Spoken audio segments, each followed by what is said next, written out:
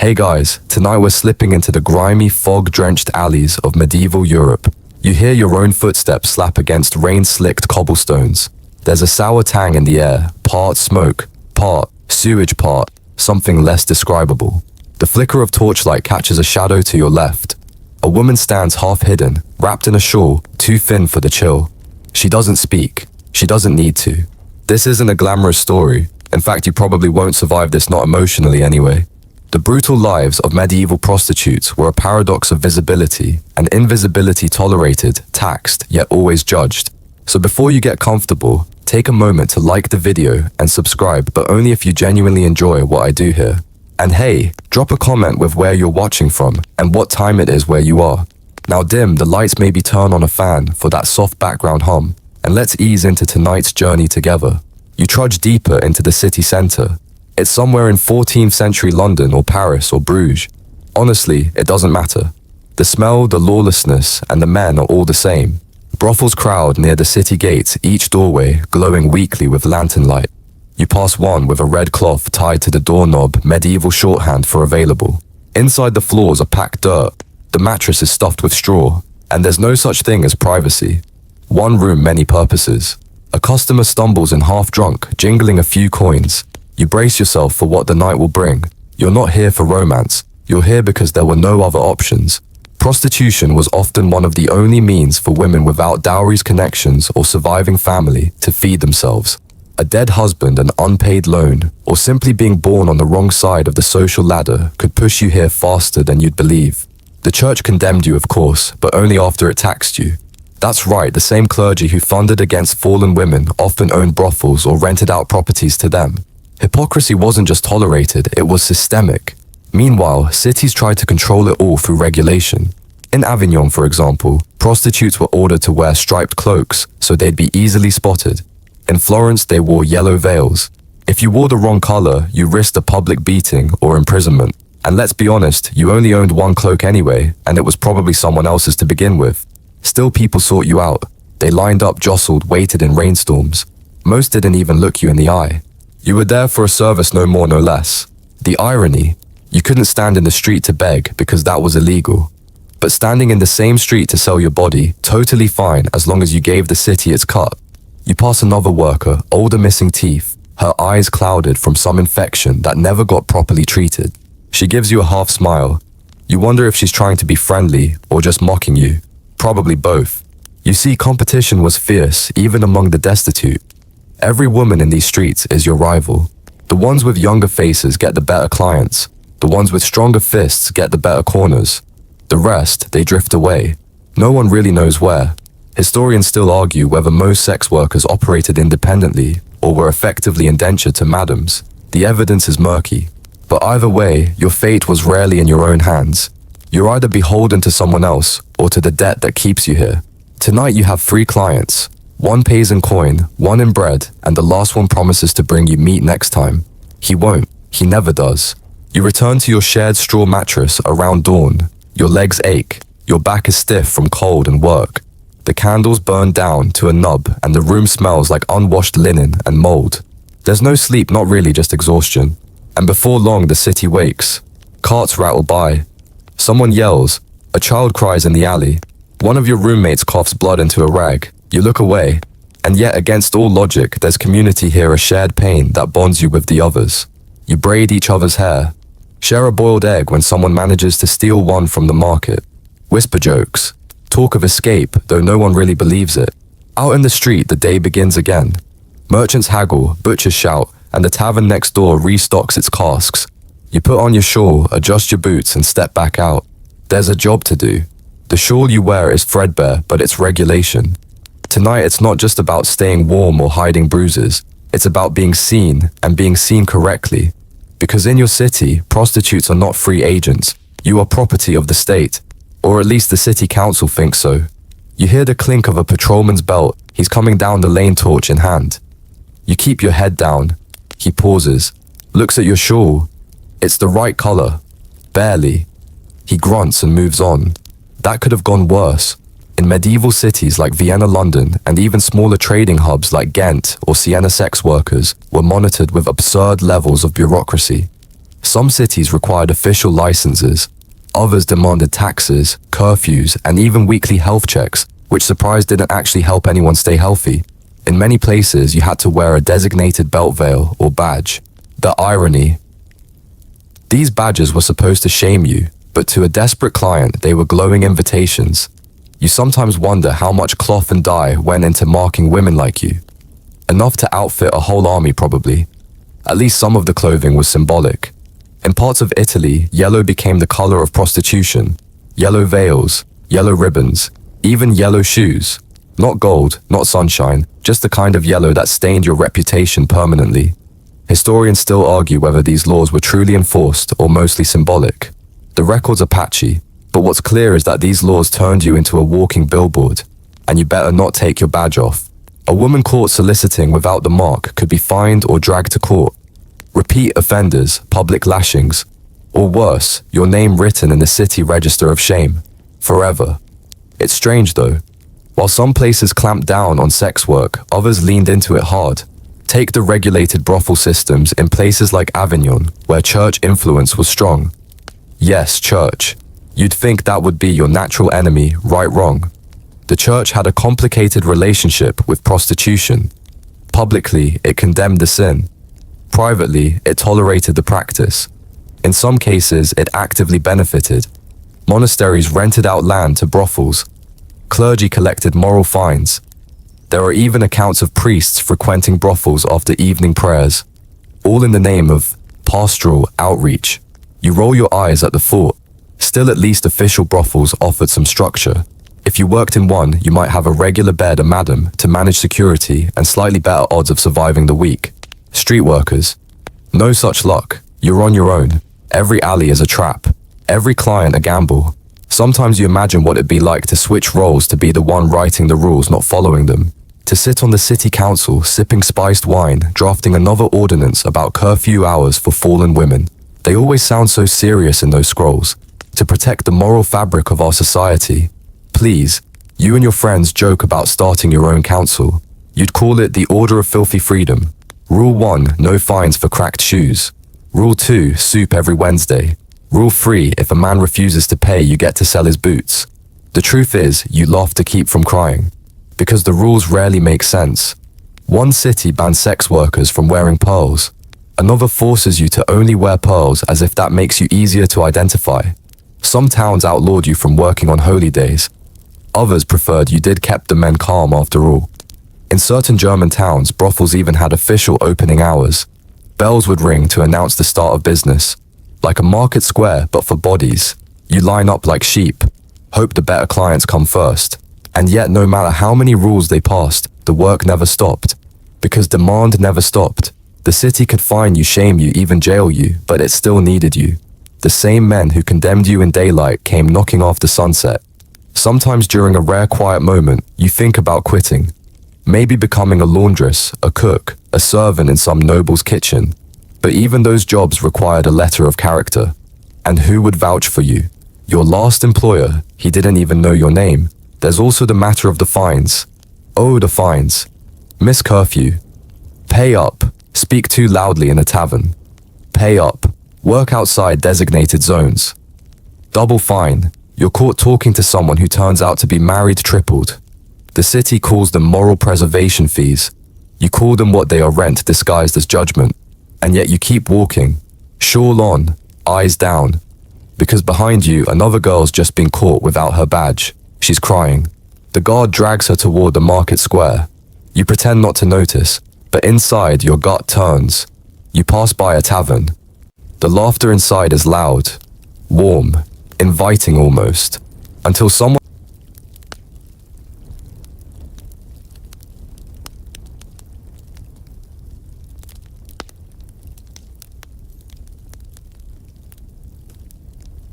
The candle sputters as you duck under a low beam. Behind you, a rat scurries across the floorboards of your borrowed room, the one you share with 3 other girls and a chamber pot. You toss your shawl onto a stool, still damp from the mist, and collapse onto the straw mattress that smells vaguely of feet and spilled ale. You try not to think about who slept on it last. It's barely past midnight, and your body already feels like it's been trampled by a wagon. But there's no peace yet. Because tomorrow is confession day. You groan. Yes, confession day. Mandatory if you want to avoid another fine. You go down to the church, wait in line, and tell the priest exactly what he expects to hear. That you sinned, that you're sorry, that you won't do it again. You lie through your teeth. He pretends to believe you. It's all part of the game. The church has to look like it's doing something about immorality. You have to look like you care. Neither of you means it. But somewhere between the mumbling prayers and token penance, a deal gets made. You get to survive one more week. The hypocrisy clings to everything. In Avignon, the papal city itself, brothels operated just a few blocks from cathedrals. Some were even owned by church officials, leased out for steady income. The same hand that sprinkled holy water also signed rental contracts. And yet on Sundays, those same officials would thunder from the pulpit about the fall of virtue and the corruption of the flesh. You sit in the back pew, face covered, pretending you're someone else. One of the women in the front row, clean, married, pious. But you don't belong there, and they'd let you know it too. Even in confession, there's a hierarchy. If you're a sex worker, your sins are bigger, blacker, louder. You're given more prayers, more shame, more side eyes. Meanwhile, the man kneeling ahead of you who visits your brothel every Tuesday gets a gentle pat and a whispered blessing. Historians still argue whether the church tolerated prostitution as a necessary evil or secretly encouraged it to control male lust. Some documents suggest theologians viewed brothels as public sewers, a grim metaphor for draining sin from the city. Lovely. You of course are the sewer. At least the church offered one thing a place to reform. That is, if you were willing to give up everything and disappear into a convent. Sounds noble, right? Here's the catch. Most convents only accepted reformed prostitutes if they brought money, dowries, donations, proof they wouldn't be a financial burden. The irony bites, you need the very income they're telling you to abandon in order to escape it. Sometimes you fantasize about running, leaving the city, disappearing into the countryside, finding some quiet hamlet where nobody knows your name. But you've heard the stories. Women like you don't survive out there. No protection, no work, just wolves, and not the four-legged kind. Back in your room, one of the girls is humming. It's a lullaby from her childhood, something about a spinning wheel and a mother's kiss. She probably hasn't seen her mother in years. You haven't either. You wonder if she'd recognize you now. You hope not. Down the hallway, you hear laughter. Male laughter. A door creaks open. Another creaks shut. Someone's working tonight. You pull your knees up to your chest and think about nothing. It's the only way to sleep. To push the noise out, the smells, the ache. But even dreams aren't safe. Not when you know what's waiting when you wake. The next morning you're in line again, this time for food. A scrap of bread. Maybe a spoonful of barley porridge if the pot wasn't scorched. You're not allowed to beg openly, but queuing is tolerated. Another double standard. You catch sight of a child nearby barefoot, wiping his nose with the back of his hand. His mother yanks him away from you like you carry a disease. You probably do. But that's for another day. For now you eat your bread and return to the church. Today's sermon is about purity. Of course it is. The priest lifts his arms. His voice echoes off stone walls. He talks about Mary Magdalene, the repentant harlot. His favorite story. You hate that story. Not because she repented, but because every man uses it as an excuse. See, even she was forgiven, as if that erases everything else. As if it's a template for how you should live, broken, tearful, dependent. They want you to confess. They want you to weep. But mostly they want you to stay exactly where you are beneath them. You shuffle out of the church as the bells toll. Another round of forced morality complete. Another tick on your ledger of sins. You pass by the priest on your way out. He doesn't look at you. He looked at you last week behind a curtain, and he'll look again. But today, he just adjusts his robes and turns away. Of course he does. The sun droops low over the crooked chimneys, casting a sooty orange across the rooftops. The cobbled streets slick with filth and fading daylight glow, just enough to reveal what daylight had politely obscured muck bruises and exhaustion. You step out again, your thin-soled shoes doing nothing to keep out the city's chill. It's time to work, again. But first comes the ritual. You splash your face with water from the shared basin. It smells faintly of cabbage and ash, and it's cold enough to sting. You pull your shawl tight, though it's as damp as everything else. The madam glances your way, squinting to make sure your face is painted just right. Lips, stained cheeks, rouged. No chipped nails. No visible bruises. Not tonight, because appearances matter. What no one tells you, at least not out loud, is that the life isn't all wine and winks. Most of it is maintenance. Scrubbing floors, mending your one remaining dress, emptying chamber pots, and of course, soothing the endless parade of egos that waddle through the door each night. Your shift begins not with a customer, but a mop. The common room reeks sweat-el feet, and someone's knocked over the stew pot. You crouch and clean the filth, soaking through your skirt's hem. A rat scuttles past. You don't flinch anymore. When the first client of the evening arrives, he's already slurring his words. A port worker, by the smell. Fish guts and cheap liquor. You guide him upstairs past the creaking banister and the girl who's crying softly in the next room. You don't ask questions. You never ask questions. The man doesn't last long, thank the saints. But he does leave behind a copper piece that's bent beyond use. You slide it into the cracked teapot where you keep the others. Maybe one day you'll melt them all down and make a statue of a middle finger. A girl can dream. Back downstairs, you're pulled into kitchen duty. The madam's voice is sharp. There's a shortage of broth and she blames the girls. Of course. Never mind the fact that half the pantry was stolen last week by the drunk stable hand she hired to keep watch. A new girl stomps in furious. Her name's Magda. Probably. She's still got all her teeth and most of her hope. She's shouting about being groped without permission. About being bitten. The madam laughs in her face. And that's part of the job, she says. You try not to make eye contact. Not because you don't care, but because you do. And caring gets you nowhere. Historians still argue whether brothels in regulated cities were truly safer for women or merely gave the illusion of structure. Some documents from medieval Bordeaux suggest that brothel girls received weekly medical checks and even time off during menstruation. Others reveal that official houses charge exorbitant fees for rent food and linens, trapping women in endless debt. Tonight you're working to cover a debt. Of course you are. Everyone is. The second client is cleaner at least. A merchant. He wears a fur-lined cloak and tries to act above it all, like he's doing you a favor by picking you. He talks the entire time. About spice routes, his idiot apprentice, and some scandal in Lübeck you couldn't care less about. But you nod. You even laugh when he expects it, because the better he feels, the faster it ends. Afterward, he hands you 2 coins, real silver, and presses his lips to your hand like you're a duchess. Then he disappears into the fog cloak, trailing behind him like a ghost. You exhale the taste of him, still bitter on your tongue. Downstairs, the girls are gathered around a tiny fire. They're eating from a dented pot turnip soup, if you're lucky. You join them, slipping in beside Agnes. She's been here the longest. Her eyes are ringed with grey. Her hands shake just a little. She passes you the ladle without a word. Dinner is mostly silence except for the occasional snort or muttered insult about the madam. Someone tells a joke about a nobleman who mistook a goat for a girl in the dark. You chuckle. Not because it's funny, but because it's something other than sorrow. Then the door opens again. Client 3. He's young, surprisingly. Barely older than you. Nervous, clumsy. He tries to kiss your hand but misses. You lead him upstairs. He asks your name. You give him a fake one. He nods like it means something. When it's over, he thanks you. He even asks if you need anything. You want to say yes. A time machine. A plague. A hole in the earth. Instead, you say no thank you. And close the door behind him. The fire's almost out by the time you return. Agnes is asleep in the corner, her head against the wall. You grab a blanket, rough wool full of holes, and settle next to her. You remember a song from when you were little. Something your mother sang. You hum it under your breath. It's the only lullaby you have now. A thread to some life that used to be yours. Just as your eyes close, the madam walks by. She pauses, counts the girls, and checks the door locks.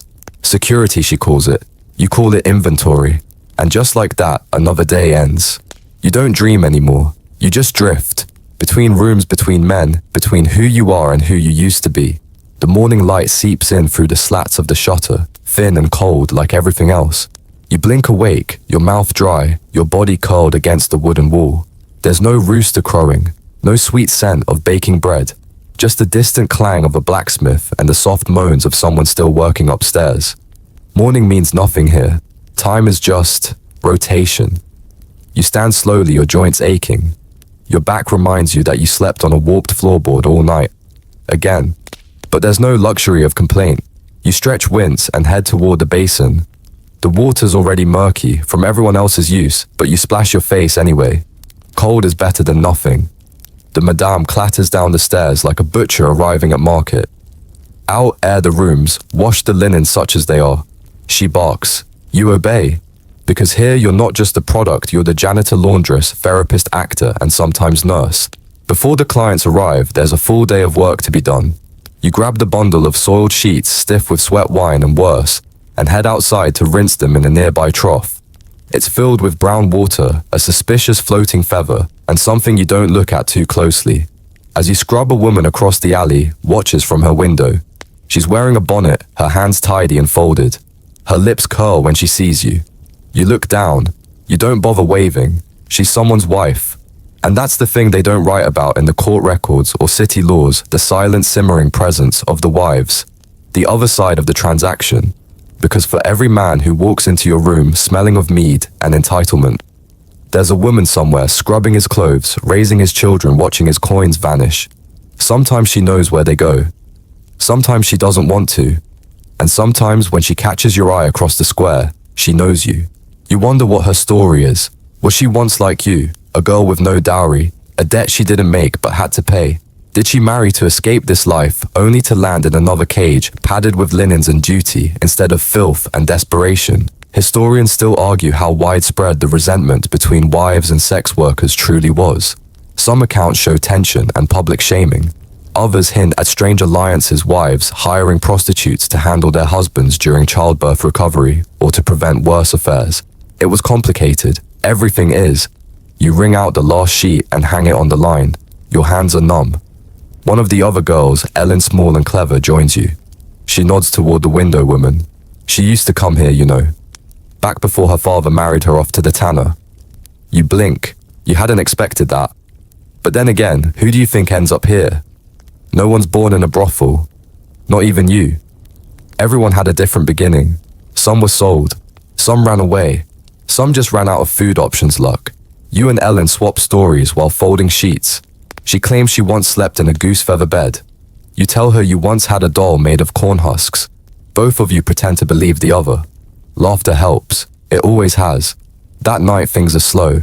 Too slow. The streets are empty.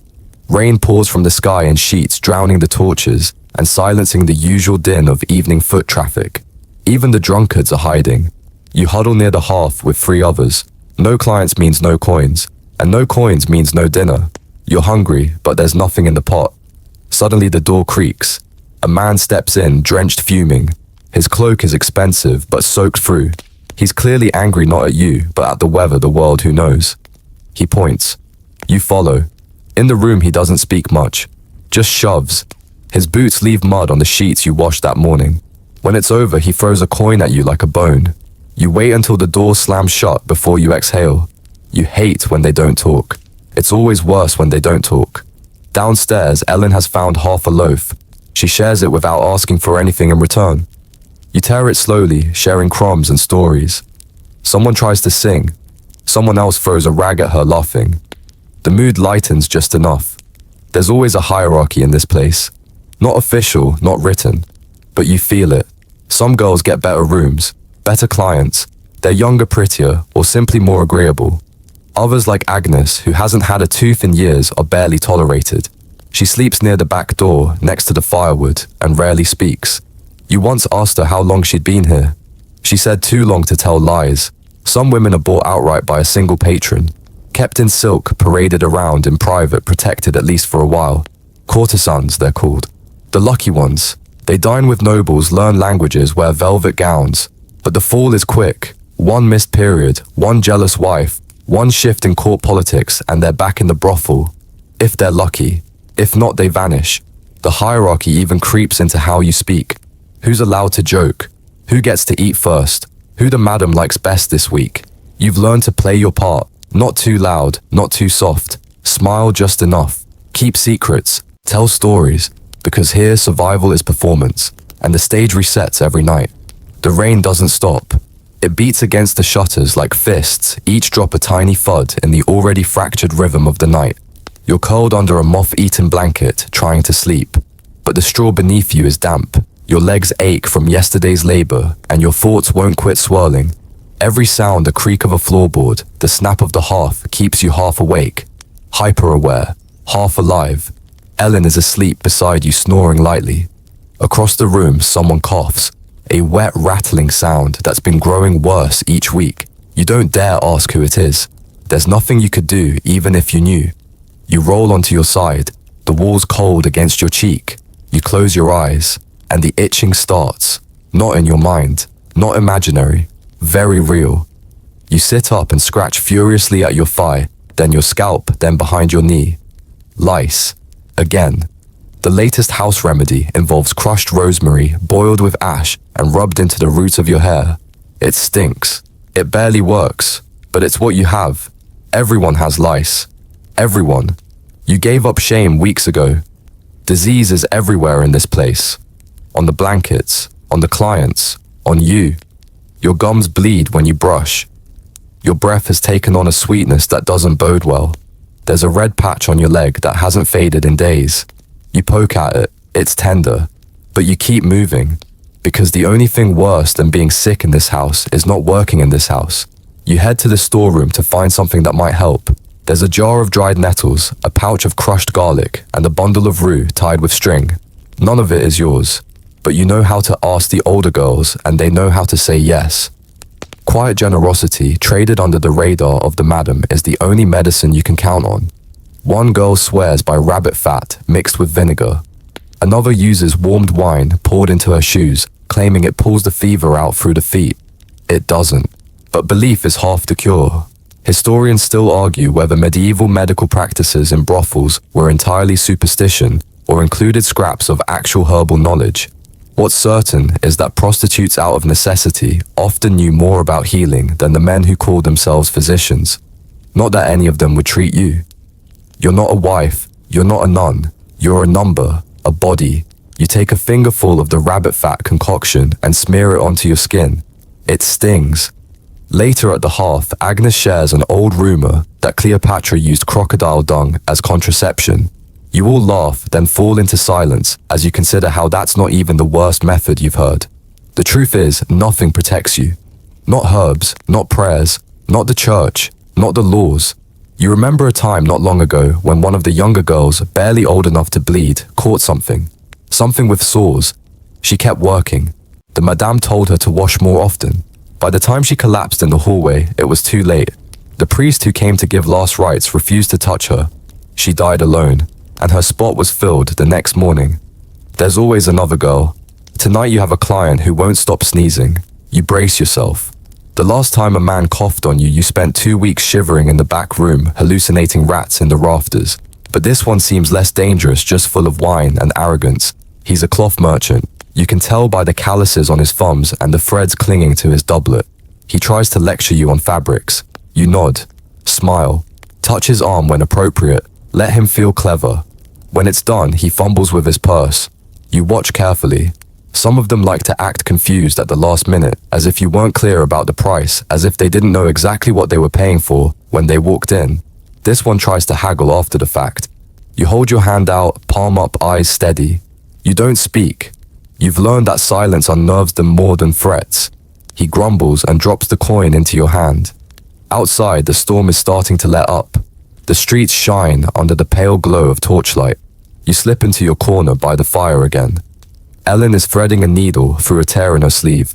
Agnes is sleeping upright, mouth open. Someone else is crying into a rag. You stir the pot on the hearth. The stew smells better tonight. Someone must have found leeks. Or maybe stolen them. You don't ask. Because in this life, everything you have is either borrowed, bartered, or taken. You sip. You sigh. Then without meaning to, you scratch your leg again. And you remind yourself you'll need more ash and rosemary tomorrow. The morning fog clings low over the rooftops, rolling between chimney stacks like a second layer of smoke. You pull your shawl tighter and move quickly along the alley wall, head down. There's no one around yet. Just the soft clop of hooves in the distance and the rustle of pigeons arguing over crumbs. Today you're not working. Not in the usual sense anyway. You're running an errand. The madam needs fresh rushes for the floor, and someone has to fetch them. You're the someone. She gives you a half-muttered warning not to dawdle and sends you off with a chipped clay token that marks your return access to the house. You hold it tight. Losing it means losing your place, your bedding, your soup, your temporary safety. As you pass through the merchant quarter, your eyes catch glimpses of a different life. Clean aprons, bundled herbs hanging from shop fronts, bright bolts of cloth behind windows. You don't linger. You've learned not to. Every second set of eyes looks right through you. Every third pair looks too long, and some look with disgust. A baker's wife stands outside her shop, sweeping the front step. She watches you pass with a thin-lipped sneer. You nod politely. She does not nod back. You used to wonder what they all thought. Now you don't, because you know. To them you're a stain that won't wash out of the city. You're a whisper that gets shut behind heavy shutters. You're what husbands lie about and wives pretend not to notice. You're a necessity and a scandal in the same breath. And yet you see things they never do. You see the look of guilt on the man who stumbles out of your room and back into his marriage. You see the fear in his eyes when you remind him his coin fell short. You see the bruises the wives try to cover when they kneel in church, the rings they twist nervously on their fingers when you pass. Historians still argue whether medieval wives quietly accepted prostitution as an inevitable outlet or resented it with bitterness. Some accounts speak of women who lobbied against brothels. Others reveal how wives arrange visits to professional women for their husbands to prevent scandalous affairs. But on the ground, the answer is simpler. They hate you, and they need you. The irony never stops being bitter. You return to the house with your bundle of rushes and the clay token still in your palm. The madam doesn't thank you. She barely notices you. Instead, she's shouting at a girl for dropping a plate. The plate, by the way, was already cracked. You know because you ate from it last night. You spread the rushes on the dirt floor, mixing them with crushed mint from the apothecary's refuse pile. The room smells faintly better, less like feet, more like damp herbs. It won't last. In the evening, the routine returns. The boots, the voices, the laughter, and the slamming of doors. A client chooses you because his usual favorite is ill. You try not to take offense. It's a transaction, not a romance. But still something inside you aches. You remember being new once, being chosen first. Now you're just a backup plan with sore knees and a practiced smile. He wants to talk after. You let him. He speaks of his wife, how cold she is, how she doesn't understand him. You nod. You murmur agreement. Inside you're screaming, but your face is calm. He asks if you've ever thought of marrying. You almost laugh. Marry who would marry you? You whose name isn't written on any church roll, who cannot walk freely in daylight without being eyed or insulted. Who would marry a woman with a ledger of debts, a dozen unspeakable secrets, and skin that bruises easier every year. But you smile and say something sweet. That's what he's paying for. He kisses your forehead, leaves 2 coins on the table, and adjusts his belt on the way out. You don't move until the door closes.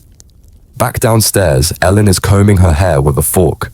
You watch her through the reflection in the wash basin surface, distorted like the life you now live.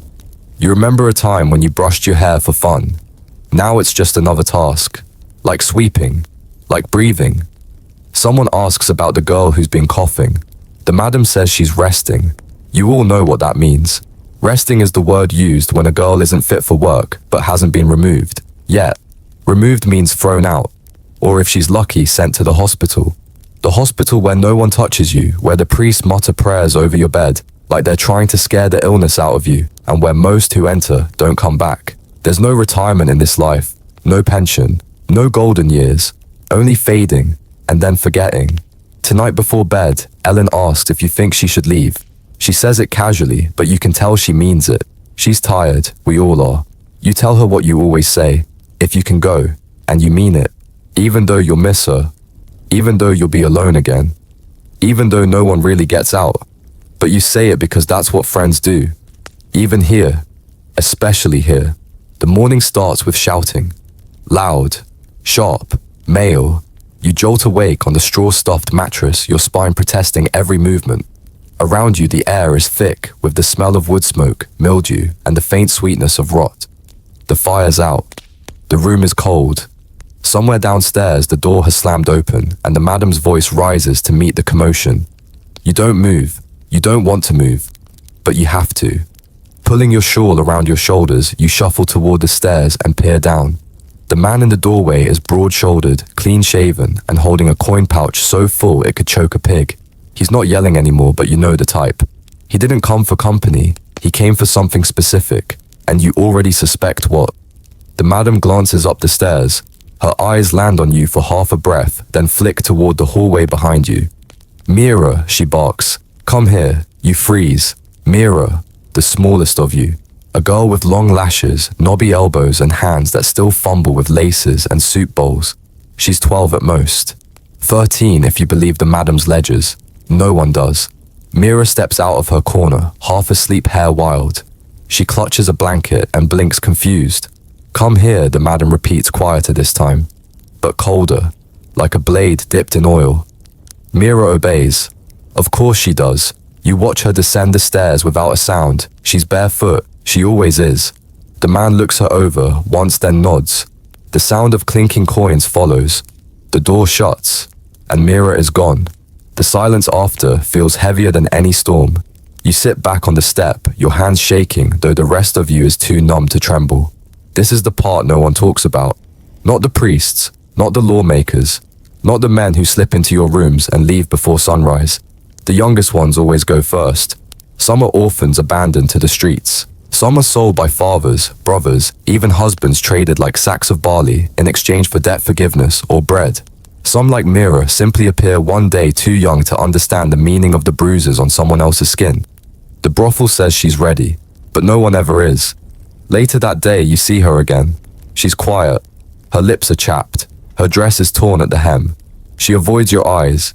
You bring her a mug of water, something warm, a bit of honey in it. She doesn't speak. She sips, then stares past you out the window where the rain has started to fall again in thin, steady lines. You sit with her, because what else can you do once you try to stop it? Years ago, when another girl, not Mira, was chosen too soon, you argued, you yelled. The madam struck you so hard you couldn't open your jaw for a week. She fined you, starved you, sent you to a client with a temper and a belt and no understanding of the word no. You never intervened again. You've learned. Historians still argue whether virgin auctions were widespread practices or the invention of later moralists exaggerating tales to paint medieval society darker than it was. But you know better. Whether held publicly in market squares or whispered through back doors and coins under the table, the results were the same. Men paid extra for firsts, not just for youth, but for ownership, for novelty, to be the one who ruins a girl and leaves her to rot with the rest. That's the part they enjoy. You remember your first, not the face, just the weight, the smell, the ache after the confusion. You'd been told it was work, but no one had explained the shaking that wouldn't stop, or the shame that bled deeper than anything physical. It still hasn't left you. Mira sleeps next to you that night, curled into your side like a cat trying to find warmth. Her shoulders twitch every few minutes. You rub her back until she settles. She doesn't ask questions, and neither do you. In the weeks to come, you watch her change. She doesn't hum anymore. She eats less. When clients come in, she stares at the floor. She becomes a shadow of herself, thinner, quieter, faster to flinch. And the madam, she praises her. Learning quick, that one, she says. Good earner. You want to scream. But what would that change? One girl tried to run once, not Mira. Someone else. She made it as far as the city gate before they caught her. The guards laughed as they dragged her back. Just making sure the inventories returned, they shouted. The madam beat her, then put her back to work. You never saw her smile again. Sometimes you wonder what would happen if you and the others left together. All of you. Ellen, Agnes, Mira. Just one night walk into the hills, leave the city, disappear. But you know the truth. Where would you go? The world doesn't want women like you. Not in churches, not in homes, not in farms or kitchens. Even if you scrubbed yourself raw, even if you wore the cleanest dress they'd know, they'd always know. So you stay, and you teach Mira what no one taught you. How to fake a laugh, how to keep a coin hidden in your shoe, how to nod without agreeing, how to go limp during the worst of it, how to breathe afterward. It isn't much, but it's something. The town square is already crowded by mid-morning. Vendors are shouting horses, braying, and somewhere off to the left, a drunk man is singing badly about love and beer. It would be almost cheerful if not for the wooden scaffold standing stark in the middle of it all. Two men are hammering a post into the platform. Another unfurls a painted sign. For public shame. You know that sign. You've seen it too many times. The madam's voice is in your ear before you've fully dressed. You missed curfew last night, she hisses. You think I didn't notice, you say nothing. Because you were late. Your last client insisted on walking you partway home. You didn't argue he was larger than you and drunk. When you finally slipped through the brothel door, the lamps were already dimmed. The madam's look had promised consequences. You'd hoped she'd forget. She didn't. So here you are, in the square, barefoot as instructed, lips painted too red, a painted smear of rouge on each cheek so thick it might as well be blood. Your punishment today is humiliation. The crowd begins to gather. Children point. Women whisper behind gloved hands. One man spits near your foot. Another clutches his daughter's shoulder as if just seeing you might be contagious. But his eyes linger longer than they should. You stand still. That's the rule. If you cry, they mock you. If you smile, they call you wicked. The safest thing is stillness. The pillory next to you groans as its victim is locked in an older woman who was caught stealing bread. She reeks of onions and desperation. You don't look at her. She doesn't look at you. But the crowd does. Public shaming was one of the most common tools used by medieval cities to correct women like you. It was cheaper than imprisonment and more entertaining than a sermon. Cities didn't just tolerate it, they orchestrated it, scheduled it, announced it. In some towns, brothel workers were required to walk a circle around the church square each week, heads down, skirts lifted, while the priest read their sins aloud. In others, those caught soliciting unlawfully were dunked in freezing rivers or paraded on donkeys. Today you stand on a box. Tomorrow it could be worse. Mira is watching from the corner of the square. Her face is pale. You nod once, barely noticeable, and she vanishes into the crowd. Good. You didn't want her to see this. Not all of it, anyway. A magistrate in velvet robes steps forward. He unrolls a scroll and reads aloud the offense, violation of curfew, conducting indecent business outside regulated hours. His voice is nasal smug. He smirks after every sentence as if each word is its own punishment. The crowd doesn't really care what you did. Only that you did something. They want a show. They want someone to look down on. You give them nothing. Historians still argue whether public punishments actually reduce prostitution or merely reinforce social hierarchy. Some say they discourage street work. Others believe they only strengthen the divide between respectable women and those labeled otherwise. You don't need a theory. You live the answer. After an hour, the magistrate signals. You're allowed to leave. The madam is waiting by the tavern, arms crossed, coin purse bulging. Try not to be a spectacle next time, she mutters. You limp past her without speaking. Your feet are cut from the stones. Your cheeks burn. But worst is the silence that will follow you now. For the next few days, everyone will look. Not to your eyes, but at you. Measuring you. Marking you. Because now they know your shame. Even the ones who've bought your time. Back at the house, Agnes boils cloth scraps to make a makeshift poultice for your feet. She doesn't ask what happened. She's seen it too many times. You sit by the fire and sip weak broth. Your stomach turns with each swallow. Not from hunger, but from fury. You wonder if the mayor's wife, who hosted a sermon last week about female modesty, knows her husband spent last Tuesday night with Ellen. Probably. Maybe that's why she's doubling down on church lectures. Guilt has a funny way of turning into cruelty. That night no one picks you. You're too fresh in their minds. Too familiar. They want mystery, not memory. So you sweep the hall. Fold sheets. Help a girl with a fever keep her tea down. You're not sure if it's kindness or desperation that keeps you moving. Maybe both. Later, Mira curls up beside you. She's shaking again. What if they pick me next, she whispers. You pause, then say what you must. Then you stand tall, and you survive it. She nods, but doesn't stop shaking. And you don't sleep. You stare at the wall and wait for dawn. Because humiliation, you've learned, is never the end of something. It's just another beginning. The brothel smells different tonight. It's subtle at first, less sweat, less old wood and stale broth. There's something new in the air. A sweetness, beeswax polish, lavender, even cinnamon, faint but distinct, wafting through the corridors like a whisper of wealth. It clings to the stairwell, wraps around the banister, sinks into the fabric of the old curtains.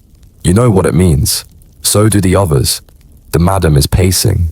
When she paces, the floorboards creak in predictable rhythm, like a metronome wound too tight. She's checking faces, dresses, hairlines. Brush that again, she hisses at Mira. Tuck that into Agnes. Then to you, smile. Or at least pretend you're not dead inside. You almost laugh. Almost. The carriage arrives just before dusk. A proper one. Gleaming wheels. Lanterns glowing on either side like cautious eyes. The driver wears a clean coat. His boots shine. You watch from the narrow window, shoulder pressed to the cold glass heart low in your chest. It's not fear exactly. It's calculation. The man who steps out is tall, wrapped in a navy cloak, edged in ermine. That alone says enough. He's no merchant. A minor noble maybe. Someone rich enough to be dangerous. Two guards flank him, swords at their hips. They don't glance at the building. They're used to this. He doesn't knock. The door opens for him. Of course it does. The madam is ready. He enters with a nod, eyes scanning the room like he's evaluating livestock. You don't take it personally. It is personal. That's just the way it is. Ellen, the madam, calls like she already knew the answer. Ellen stands. She's still smoothing her hair when the man gestures and she steps forward. Just like that. No ceremony. No explanation. You see the flicker in her eyes. Hope, fear, maybe both. The madam leads her upstairs. You hear murmurs, then silence. The guards remain by the door, uninterested. Everyone else pretends not to watch. Later that evening, when the sun has dipped below the rooftops and the kitchen fire burns low, Ellen comes back down. Her cheeks are flushed, but she's holding herself taller than usual. She's in a new dress, velvet dyed deep wine red. The neckline is stitched with beads. Her shoes have buckles. She doesn't speak. She doesn't have to. The madam announces it for her. She's been selected, she says, practically beaming. As a personal companion, she'll be kept at Lord Edrin's manor. Treated well. You know that phrase. Treated well. It means furs and perfume, gilded cages, silver spoons and silk ribbons and complete ownership. It means being dressed, fed, displayed. It means obeying. Always. In every room. Courtesans. The highest rank you can hope for in your world. Still a product, still bought, but with sugar dusted on top. The other girls clap awkwardly. Mira watches with open envy. Agnes mutters something under her breath and turns away. You force a small smile. For Ellen's sake. You hope she can't see how hard it is to hold it. Because you know what comes next. You've seen it. You remember Colette. Tall, clever, sharper than anyone in the house. She was taken by a merchant prince from Bruges. He brought her jeweled combs and a harp. Taught her chess. Called her my brightest treasure. She told you she was going to marry him. Said she was done with the brothel life forever. 6 months later, she came back barefoot. Hair chopped short. Pregnant. He had tired of her. The madam refused to take her in. We're not a nursery, she said. Colette ended up living in the alley behind the bakers. You passed her once and pretended not to recognize her. She pretended the same. Historians still argue whether courtesanship gave women more freedom or only shifted the chains. Some became patrons of poets, even political players behind the scenes. But most were disposable. Ellen leaves that same night. No time to say goodbye, no hugs. The carriage waits. The madam gives her a final once-over and whispers something in her ear. Probably a threat. Or a warning. Maybe both. Ellen climbs in. The door shuts. The wheels roll forward into the fog. You stand by the hearth watching the empty space she left behind. She didn't take her comb. No one sits in her corner. At dinner, the soup tastes like water and onions, though Agnes swears there was a bone in it somewhere. Mira picks at her crust of bread. Do you think she's happy now? She asks suddenly. No one answers. She looked happy, Mira adds. She looked scared, Agnes snaps. Then she rubs her temples. She's gone. That's all that matters. That night you lie awake, staring at the rafters. You remember the stories the older girls told, the dream of being chosen, of living in a house with real pillows and a window facing a garden, of not having to fight for every bite, but the window has bars, and the garden is only visible between appointments. Mira sleeps beside you, murmuring in her dreams. She's always talking about escape, about what it would be like to live near the coast, braid her hair with shells learned to read. You don't discourage her, even though you should. The next morning, the madam is all business. There's a new girl arriving, young, dark curls, pretty enough to cause problems. The madam warns you will make her feel welcome, but not too welcome. Competition never rests. You return to your work, wiping, folding, serving. Later, you pass Ellen's old bed. The sheets are gone. the mattress already claimed by someone else. Her scent lingers faintly in the air, soap wine, maybe violets. You sit there for a moment, fingers brushing the wood, and then you stand. Because in this place no one waits, no one comes back, and the carriage never stops twice. The lanterns flicker as the night deepens. Somewhere a dog barks. Farther off, a lute player strums a melancholy tune outside the tavern, something about a lost lover and a bottle of mead. You've heard it before, you'll hear it again. Everything in the city repeats eventually, just like tonight, except tonight. The shadows move differently. You notice it first in the silence. The girls are unusually quiet. No clatter of bowls, no arguing over bedding. Even the madam's voice is missing, replaced by low murmurs behind the office door. Then the knock comes. Not from the front, from the alley.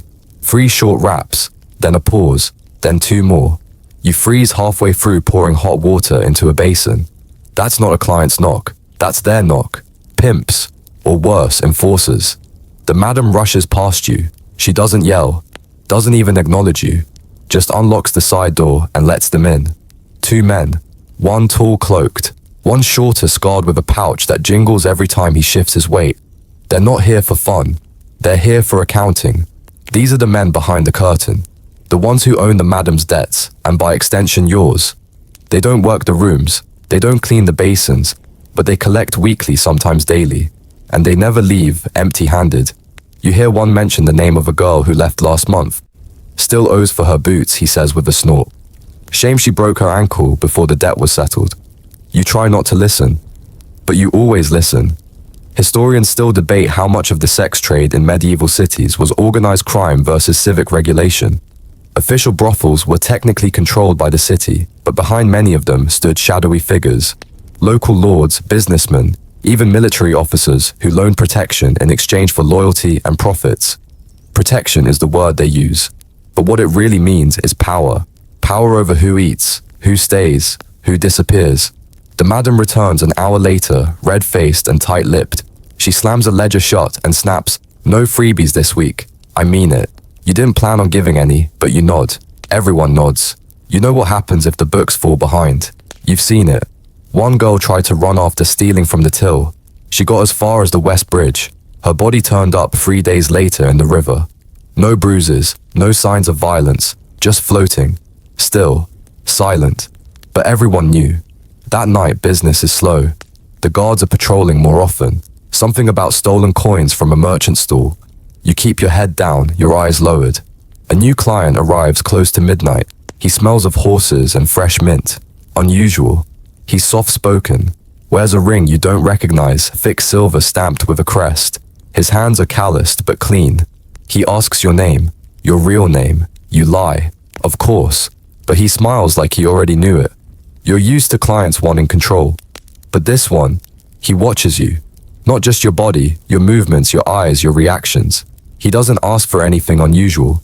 Doesn't even touch you for a long time. Just sits, talking, asking questions. Where are you from? Do you remember your mother? What do you dream of? You hate those questions because the answers are slippery now. Foggy. You lie out of habit, then pause, then realize you don't actually remember what the truth was. You used to dream of being a seamstress, or a baker, or something else that smelled of safety. Now you mostly dream of silence. After he leaves, he gives you 3 silver coins. Enough for 3 days of food. Enough for your weekly fee. You don't ask his name. You never ask. But you don't forget his face. Later, you share a crust with Mira. She's curled on the floor near the stove, wrapped in a wool blanket that used to belong to Ellen. She says she wants to learn to write. You don't laugh. You just nod. You remember Ellen once tried to write a letter. She never sent it. She didn't know where to send it. In the morning, the madam's mood has shifted. She's anxious.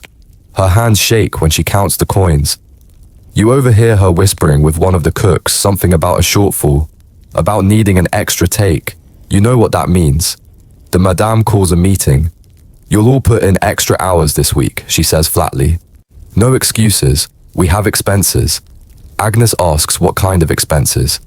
The madam stares her down. Protection. There it is. A single word laced with everything. Protection from what? From thieves' riots. or the very men who offer the protection no one asks, because you've all learned the rules. The house takes your cut, the enforcers take their cut, the guards take bribes, the priests take confessions, and if anything is left, you take it. That night, one of the pimps lingers longer than usual. He watches the girls come and go. He touches the walls, inspects the rooms. He asks the madam which girl is next up for a trade. You feel his gaze settle on Mira. The madam frowns. Not yet, she says. The man shrugs. Soon then. He leaves, and you spend the rest of the night sitting outside Mira's door, arms crossed, sleep forgotten. You don't cry. You just wait, because survival here isn't just about endurance. It's about keeping the wolves outside from becoming the ones inside. The sermon starts at sunrise. You hear the bells before you see the crowd. Low, slow clangs echoing through the streets like a funeral procession for joy itself. The madam's voice cuts through your morning routine church today. Compulsory. You mutter a curse under your breath as you pull on your shawl. It still smells of wood smoke and old sweat, but it's the least tattered one you have. Mira tries to tie her hair with a frayed ribbon. You help her when the knot slips from her fingers. By the time you reach the square, the pews are filling fast. The women from respectable homes are already seated up front. Bonnets, crisp shoes, polished necks high. You and the other girls file into the back row, heads bowed, hands folded, trying to look as invisible as possible. It doesn't work. A child turns around to stare. His mother hisses and yanks him back by the ear, but not before he points at Agnes and whispers, "Is she the bad kind of woman?" You feel Agnes flinch, but she says nothing. He says, "Neither do you." The priest enters like a storm cloud in robes. He climbs the pulpit, clears his throat, and begins. Today's sermon is about repentance. Of course it is. About cleansing the city of sin, about purging temptation from the streets, about the dangers of lust and the degradation of the female soul. His voice is calm yet sharp, like polished iron. You stop listening after a while. The words blur. The rhythm is predictable. Vice, punishment, redemption, repeat. You've heard it all before. You know he'll pause dramatically when he says fornication. You know he'll glare directly at your row when he mentions corruption. And you know he'll praise Mary Magdalene like it makes everything okay. He does, right on cue. But then he says something new. There are those among us, he intones, who wear their shame like armor, who return to sin even after being forgiven. Their souls are firewood for the coming flame. The congregation murmurs.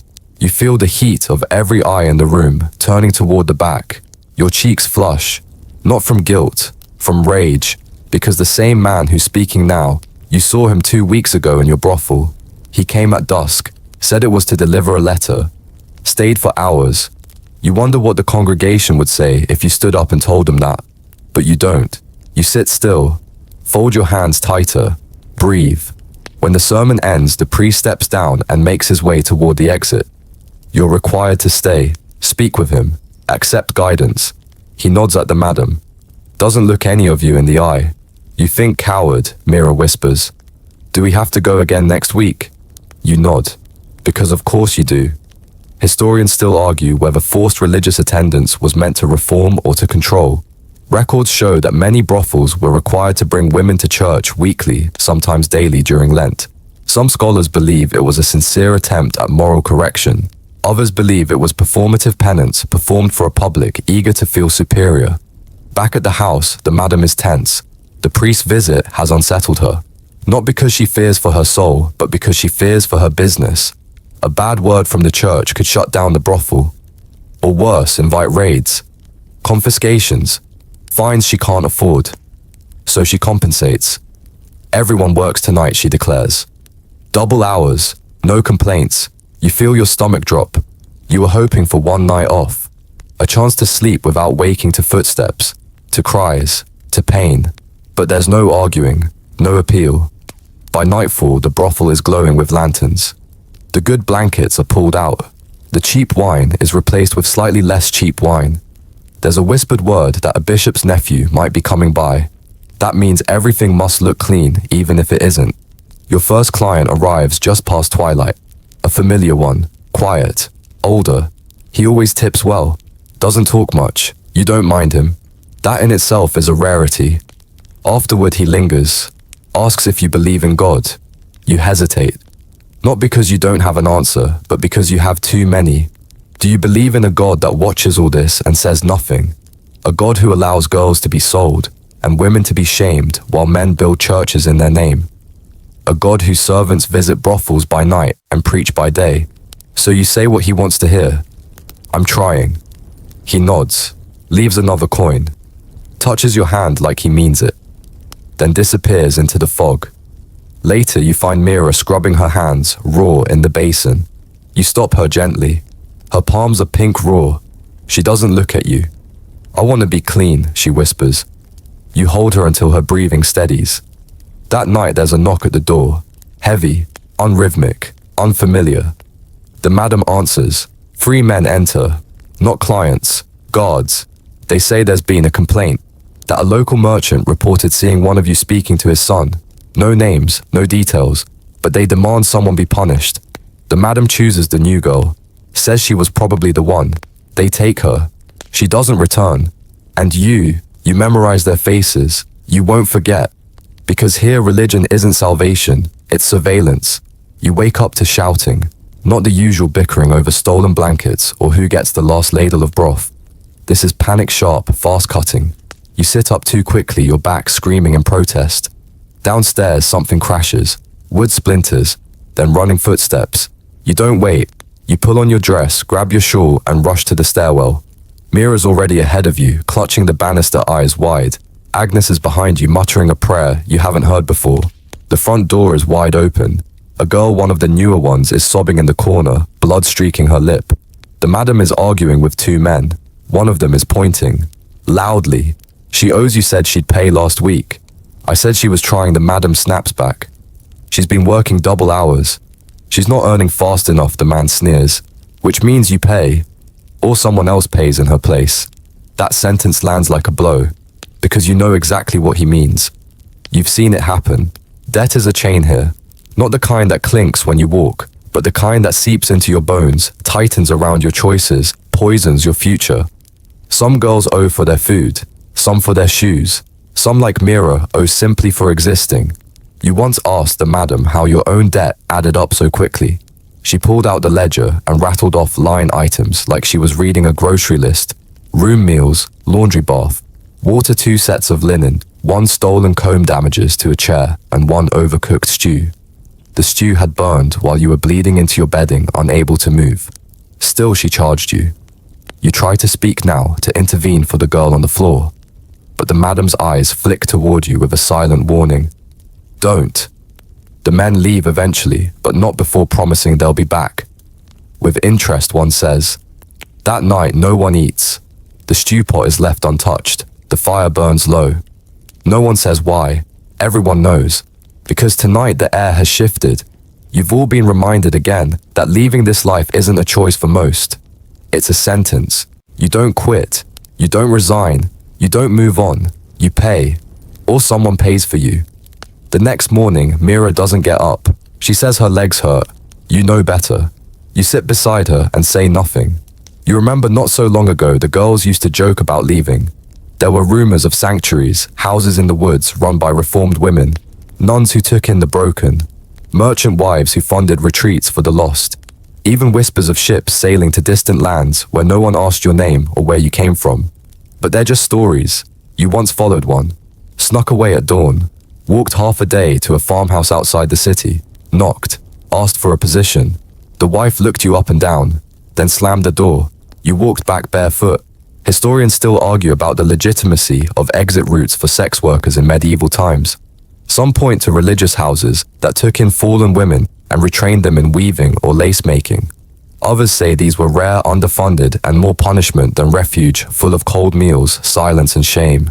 The madam doesn't believe in any of it. People like us don't retire, she says. We disappear. You've seen what that looks like. One girl tried to start over in the next town, took a new name, found work as a maid. Things were fine until one of her old clients saw her at market. He laughed, told everyone what she used to be. She was fired that day, spat on the next. She came back, silent, thinner, broken in a way you didn't know how to fix. The brothel took her in, but not with kindness. The madam raised her rates, said second-time girls were always harder to sell. You think about running sometimes. Still, even now, you imagine packing nothing, Just slipping through the back door and walking until your feet bleed. Your name is forgotten and your face belongs to someone new.